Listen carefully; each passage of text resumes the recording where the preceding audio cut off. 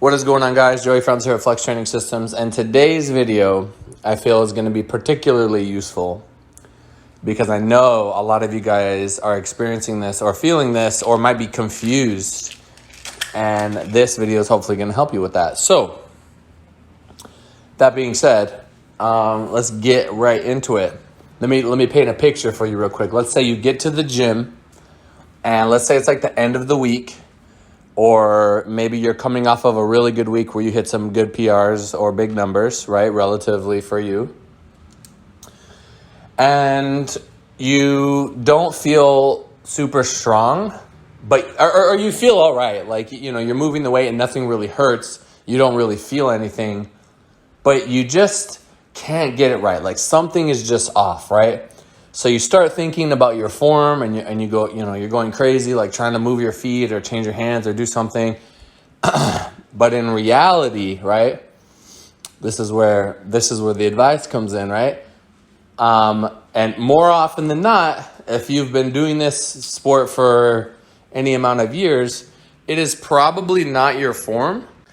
And you're fatigued in a way that would make you feel that. Let me explain. So when we're powerlifting, this kind of goes into abdominal training or core training, right? When we're powerlifting, squatting, bench pressing, and deadlifting, and all three of those lifts, you need to use your core in some capacity to stay stable, right?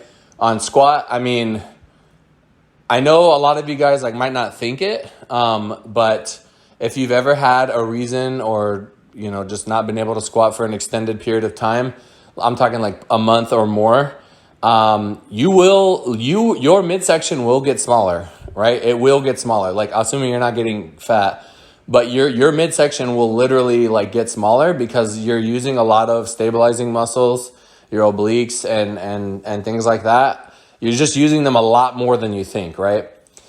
I mean, think about it. Like, every single time you do a rep, you're flexing your core, you're bracing, and you're stabilizing your spine for you to be able to go through that plane of motion and lift that weight. Okay? So on squat, yes. Anytime, I mean, there's a video of me trying to re-rack 700 pounds and my spotter pushes it too fast and the left plate or the right side or whatever hits the rack. And then I just do a rotation and I use my abs to turn that bitch back and rack it, right? I was fine. I was okay because we have that strength. We've built up that core. I don't train abs directly, right? On the bench press, if you're like me and you have a longer torso, you're going to take a break from bench, right? Maybe you do a meet and you take a week off from benching or training and then you come back to it. Your obliques are going to be worked, right? You're going to feel them, taxed when you go to press, right? And you might be sore a little bit the next day. At least I am, because I'm really trying to use my abs when I bench. And same thing on deadlift. I deadlift, I feel it a little bit deeper. You feel your inner, I think you call it intercostals. I don't even remember.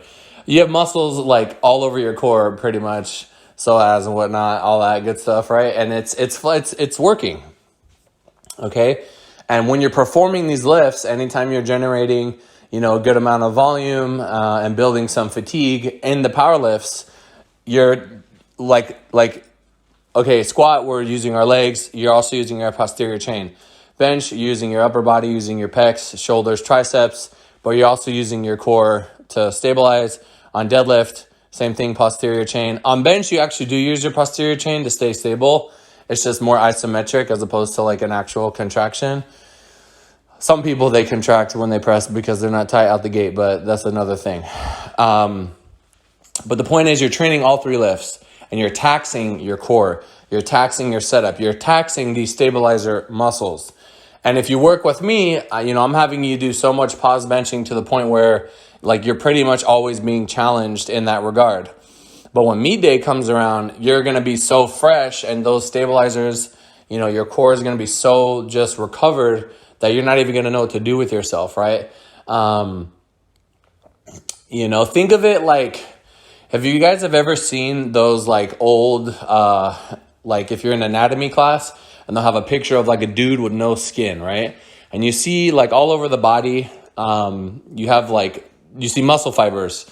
And I don't know if this is true, but I feel like it has to be to some extent.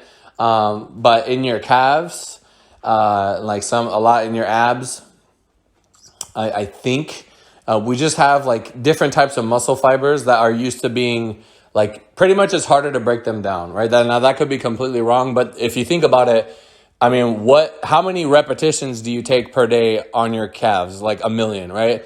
And obviously like we're not getting super tired from that. There's different like types of muscles that respond to different things and different muscles that are used for different things. And the point is, you're taxing your body, you're taxing your core. So when you go to pull that deadlift at the end of the week, after you've already done a bunch of like 2 bench days, a squat and a deadlift day, it's going to feel like shit, right? And the same thing with, all of your lifts, right? So the more volume and fatigue you're holding, some people say, oh, it's my CNS. You could say it's your CNS, or you could also say, now there's times when you're going to feel beat, like your muscles are literally overworked, they're damaged, you need to recover. But there's also times when it's not that. It's just like, yeah, you might be able to press a decent weight, but it kind of feels off, right? And it's just your core could be taxed. It's a different kind of taxing, right? It's more of a stabilizing, our spine is not supposed to be moving when we're lifting. It's supposed to be stable. So a lot of it comes from that. But, also in the squat, you're using your shoulders to some extent to hold the weight. Again, it's more of an isometric thing versus on the bench press when you're actually moving the weight. The point that I'm trying to get across here is it's probably not your form and you're probably just fatigued and beat. Maybe you're going a little bit heavier than you should and you're not like dialing that back in, right? And I think it's very detrimental for lifters to overthink their form when their form has like been like proven solid, like time and time again. They've competed many times, they've hit PRs, they're not in pain, they're progressing just fine, they have good bar path, everything's locked in, loaded, right? And now all of a sudden you're overthinking it and you're thinking about it a lot and you're trying to change things when you already had a winning formula. You get what I'm saying? So that's just something to be aware of, right? Now you might, and here's another thing. It's like everything is connected to each other. You go in the gym and you try to train and you're really beat and you can't, like you're just unaware of your fatigue. So you say, oh, my form is bad. So then you change your technique or you change your shoes. Now that you're changing your technique, it feels better. And you think, oh, this new form is better for me. But in reality, you're just stressing muscles in a way that they're not usually being stressed. So it feels more fresh in that moment. So it feels good, right? Lo and behold, you think this is the move and then you do that for 8 weeks and then it's beat to shit again. And now you're going back to your old form. You get what I'm saying? It's a freaking cycle. It's like, and you didn't get anywhere. You just wasted like 4 months and you didn't get anywhere because you're not being specific to what you're supposed to be doing. You're changing your form all the time. You're getting a new stimulus. You're hitting things from different angles, right? From a hypertrophy standpoint, I mean, you're probably not going to notice a difference. But from like a strength standpoint, you want to be really just building upon a technique and a form that works really, really well for you. And you don't want to be changing that all the time. So, again, is it your form or are you fatigued? More, like I said, form is like something that you get down and then you practice it over time. And like, you're going to get, hand placement, feet placement, bar placement, control, all those things. Like once you get that down, you just need repetition now and it's going to become second nature and your body is going to do things far more complicated than I can explain here. That's going to make that form really work for you, right? You're going to see, you just look at, even if I look at videos of me like 10 years ago squatting versus how I squat, when I squat big weight, it's like, I'm not even the same person, right? Because your bones grow differently, your muscles grow differently, you become very efficient in certain ways. And it's just, it just becomes a whole new lift, more efficient of a lift. At the end of the day, the body wants to get good at what you're putting it through. It's like a survival thing, right? I mean, if you suck at running a mile and then you practice running a mile, you're going to get better at running a mile. And the body doesn't know why you're doing it. It just knows, hey, this thing is hard. I should probably improve at it because, you know, this person is doing it a lot, and maybe there's a reason for that survival wise, right? That's the cool thing about humans, is that we can adapt to shit. So yes, it may not be your form, and I think a lot of lifters overthink their form when in reality they're just taxed. There may be other variables going on, and their form is actually very solid. You know, and it's just a shame when you have a lifter that sort of overthinks themselves into becoming irrelevant because they are just changing too many things, and they're never really committing to something.